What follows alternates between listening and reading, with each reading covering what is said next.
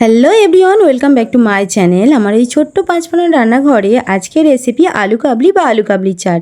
প্রথমে আমি আলুটাকে সিদ্ধ করে নিয়েছি।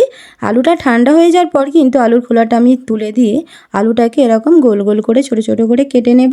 এবারে আলুটা আমি নিয়ে নেব, শসা নিয়ে নেব, শসা কুচি আর টমেটো কুচি, পেঁয়াজ কুচি নিয়ে এই ছোলা আর মটরটা আমি সেদ্ধ করে নিয়েছি। ছোলা মটরটা নিয়ে নেব। এবার আমি নিয়ে নেব ঘটি গরম, মানে যে ঘটি গরম যে ঝুড়ি ভাজা পাওয়া যায় দোকানে, ওটা নিয়েছি। আর বিট লবণ নিয়ে নেব জিরে গুঁড়ো, ধনে গুঁড়ো আর গোলমরিচের গুঁড়ো।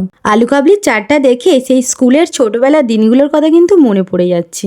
আপনারা যদি মনে পড়ে যায় অবশ্যই কিন্তু কমেন্ট করে বলো। তেঁতুলটাকে আমি 5 মিনিটের মতন ভিজিয়ে রেখেছিলাম। এবারে তেঁতুলটাকে কিন্তু আমি হাত দিয়ে একটু চটকে নেব। এখানে আমি শুকনো লঙ্কা নিয়েছি, তোমরা চাইলে এখানে কাঁচা লঙ্কাও নিতে পারো। শুকনো লঙ্কাটাকে একটুখানি তেলের মধ্যে নেড়ে নিয়েছি আর এই তেলটাও দিয়ে দিলাম। আর আমি এখানে শুকনো লঙ্কাটা এভাবে হাত দিয়ে ভেঙে দেব, এইভাবে মিশিয়ে নেব। নেওয়ার পর কিন্তু আবার একটু টক জলটা দিয়ে দেব, মানে তেঁতুলের যে জলটা দিয়ে আবার একটু মিশিয়ে নেব। মিশিয়ে নিলেই কিন্তু আমার রেডি আলু কাবলি বা আলু কাবলির চাট। ভিডিওটা ভালো লাগলে অবশ্যই কিন্তু লাইক করবেন, কমেন্ট করবেন। প্লিজ আমার এই ছোট্ট 5 মিনিট রান্নাঘরকে সাবস্ক্রাইব করবেন। টাটা।